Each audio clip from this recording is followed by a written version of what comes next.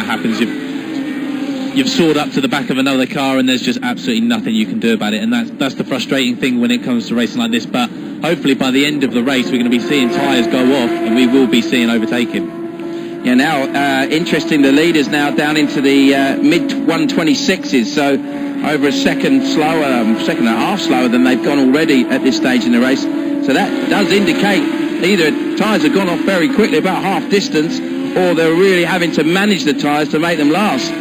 The way they're going to have to be driving these cars is they're going to have to be very careful in the traction zone, just trying not to light up those rear tyres, and in the high speed corners trying not to let the front tyres go past the slip angle, and certainly trying not to get any oversteer. The way they try and counterbalance that with lap time is they really push the braking zones hard. The braking zones don't take any life out of the tyres. Yeah, really good insight into what you need to do as a racing driver to do that. And obviously the races that you're running, we were talking about the race that you won at Brands Hatch recently in the FIA European F3, and it was 50 laps plus. Now, anybody who knows the Brands Hatch Indy circuit will know that's a pretty dizzy lap, isn't it? Yeah, it goes on forever, and there's nothing more annoying than coming past to see lap 49 to go on your pit board once you've worked so hard to keep the lead and trying to pull away from the guy who's in second. Yeah, I guess, the other thing is that is a classic case of how, from your point of view, you need to manage the tyres. Now, 26, that's Kujala, is it, that we were... Yeah, that's seeing? Yeah, he's not done very well with the whole flag thing this weekend, is he? I think they need to sit him down and have a little chat. There's Rupert on the far side, who's Theo Ellinas and the rest of the team's engineer, the Marussia Manor guys. Of course, those of you who will know the history of Marussia Manor know that they were Manor Motorsport for many years. John Booth's team running... being one of the most successful teams in Formula Renault, winning championships for drivers like Guy Smith and Mark Hines, Antonio Pizzonia, and a certain bloke called Kimi Raikkonen also won a championship with him. Another guy called Lewis Hamilton did pretty well. And then, of course, they divided up to do the F3 stuff with Mark Hines and Pizzonia winning the championship. There's Gujala's drive-through, and also continuing their success in Formula Renault. And of course, you've raced against them at many levels with your experience, Alex, both in Formula Renault and onwards and upwards. Yeah, no, Manor are a fantastic team and always win in every category that they've been in. And I think they've certainly got a really good grip on this GP3 car. Tio's driving for them and doing a stunning job, and Dino's been putting in some really great results as well. Yeah, Theo Ellinas, of course, a man that pushed you very hard to the 2011 British Formula Renault Championship. A couple of wins for Theo that year. It was... for a newbie that year, it was very impressive, and I know that you were saying yesterday he's one of the toughest guys to race. Now here's Josh Webster being put under a little bit of pressure from his Swedish teammate Jimmy Eriksson, and it'll be interesting to see who gets the best of the battle of the status cars. Yeah, we just see Webster getting a bit of oversteer on the exit of that slow speed middle hairpin turn 11, and it looks like his rear tyres might be giving up the ghost. Yeah, again, perhaps that's one of the things we're moving up into. This much power. Of course, he's used to Formula Renault, which has got half the power of this and a lot less grip. Of course, different set of circumstances, hugely competitive grid. Now, it's going to be a big learning curve for Josh, but he's seeming to get his head around it quite well. Ericsson, a bit more experienced, of course, having raced in Formula 3 amongst other things, so perhaps you'd expect him to be able to deal with that a bit better. Going back to our battle for the lead.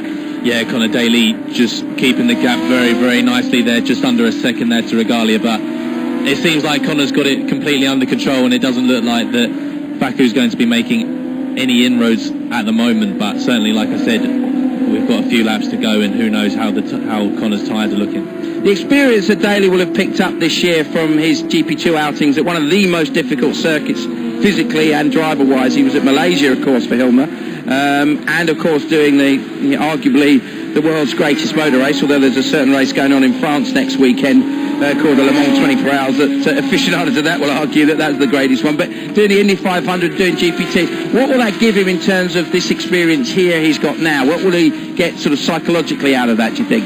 At the end of the day, he's raced at the very highest ranks of Formula 1 now. Of racing now, the bar Formula 1. So he's done the Indy 500, he's done a GP2 race.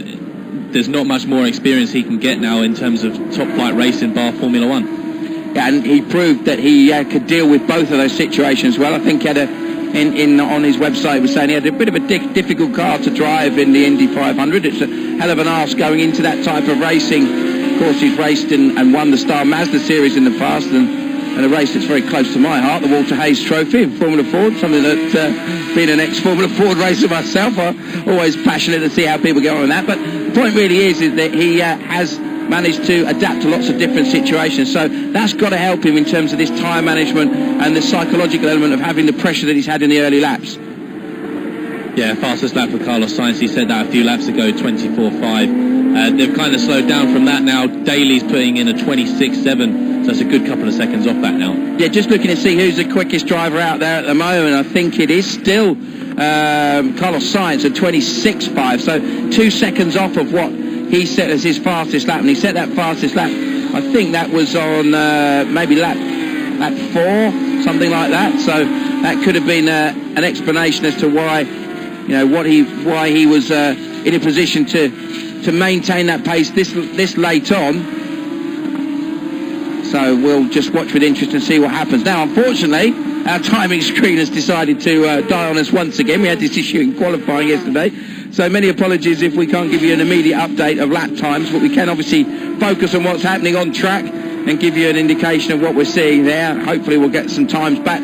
Obviously really useful having the timing screens to give us tell us a story of how everyone's tyre deg is, and also to see where certain drivers are. We were watching, as I said earlier, the progress of Nick Yellerly coming through. I think I've just seen Robert Vido taking Dino Zamparelli there into turn 2. Yeah, and it looks like he's made that position. So it'll be interesting to see actually how much pace he's got. We know that his teammate Carlos Sainz has been flying all race in terms of lap time, but hasn't actually been able to make up positions. But we'll see if he'll be able to.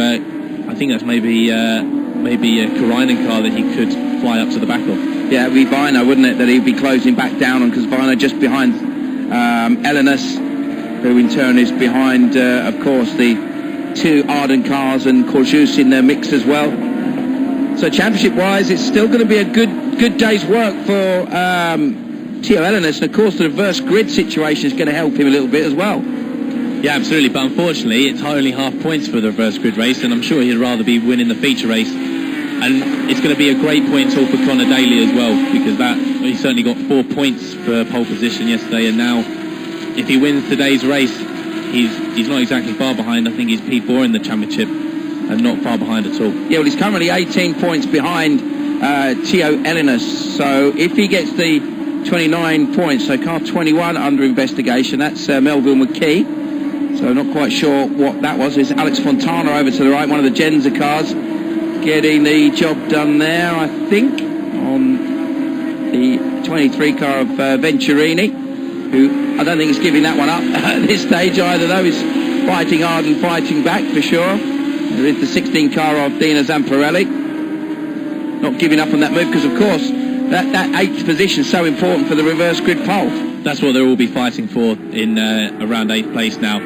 That's all they're going to be thinking about, and trying to give the best possible position for tomorrow, this afternoon's race. Actually, it's usually on a Sunday morning, but today it's this afternoon. That's a factor as well, because obviously not only the fact that we've not got any F1 rubber and GP2 rubber and Super Cup rubber down as well, but also the fact that the time of day, normally it's a very, very early start. I was at the British Grand Prix a couple of years ago, and when I think it was Lewis Williamson's first win actually in 2011, and it was a British 1-2-3, I seem to remember. I think Dean Smith was on the podium as well.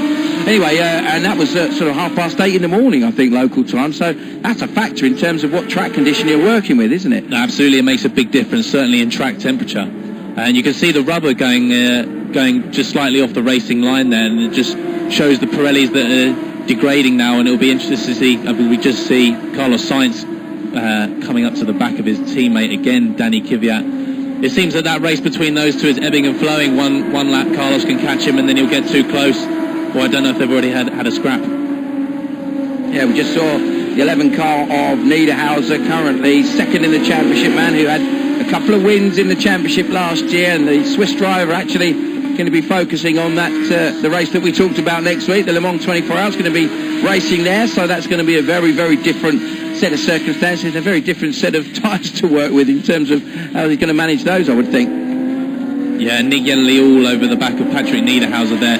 It's not exactly where Niederhauser would like to be, being P2 in the championship, and he was pushing Theo Elenas to the last metre of the race and in Barcelona, and just seems like his Yenza car hasn't got the same pace that it had. Now, Yellerly, if he can find a gap, he's obviously going to send it down the inside or past Niederhauser at some point. and you've got to question how far up Yellow Lee's going to end up with just these 3 laps running. A bit of a lock up and a mistake from McKee just ahead of him. Again, as we said, unfortunately we don't have any timing screens to give you an indication of who's doing what relative to each other times wise, but you can see what matters as the laps just tick down. That tells us that Connor Daly has just crossed the line to start the penultimate of the 4.003 kilometre laps here. Look at that in the background, a lot of movement going on between the cars on the start-finish straight. It'll be interesting to see if Niederhauser is going to try and brave around the outside. No, it looks like he's going to try and get the cut back for turn 2, but certainly, like you said, Simon, 2 laps to go for Connor Daly. He's going to start turning himself down, and Nick Yellow trying to go around the outside at turn 2, and he looks like he could get done by another one of the Yenza cars. Oh, he was lucky there, wasn't he? Very, very lucky there. That could have easily gone the wrong way for Nick Yellow. Another big lock up for Melvin McKee. I think his tyres are crying enough now. Yeah, it does look like that. Yeah, just behind it was Alex Fontana that was putting the pressure on Yellow, the former European F3 Open champion from 2011. He was driving for the Corbetta Competizione team. Him and Fuminelli, of course, racing in Formula 2. And, of course, a lot of drivers using that experience, Formula 2. Similar sort of performance, power-wise, to these cars, but very different kind of aerodynamic setup, the F2 cars that we saw. Yeah, I think the Formula 2 car's got quite a lot of ground effects compared to it. Obviously, now the championship isn't running anymore, but that had a turbo engine, and this is a normally aspirated. And Niederhauser's again all over Melvin McKee. He's got 1 lap to go now. Let's see if he can keep those guys behind. At the end, they're not racing for points, so it'll be interesting. So this is it for Connor Daly. Is it going to be his first win since the opening round in 2012 at in the reverse grid race in Barcelona? Took a victory there and was always in the mix. Had the most spectacular exit from any race that we saw all year. Last year's round the outside, trying to get the job done very, very late on the brakes there. Look for Nick Yellow. He's got to run. Is he going to make it stick? I think he is. Yeah, great move by Nick Yellow. Can he get Melvin McKee as well?